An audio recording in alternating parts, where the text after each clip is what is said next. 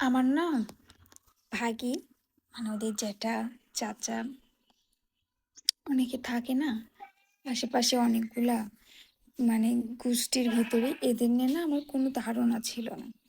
কারণ এদের এরকমভাবে তো আমি কখনো বড় হইনি। অ্যা মানে ধরো যে শহরে একা একটা ফ্যামিলি নিয়ে আমাদের ফ্যামিলি নিয়ে আমরা জাস্ট বড় হইছি। কিন্তু এই গ্রামে আসার পর যখন একটা জয়েন্ট ফ্যামিলি বলতে আমাদের ফ্যামিলিতে কেউ নাই। কিন্তু এদের আশেপাশে জেঠারা, জ্যাঠাতো ভাইয়েরা, ফুপিরা, আন্টিরা অনেকগুলো থাকে না? এ এরা যা টক্সিক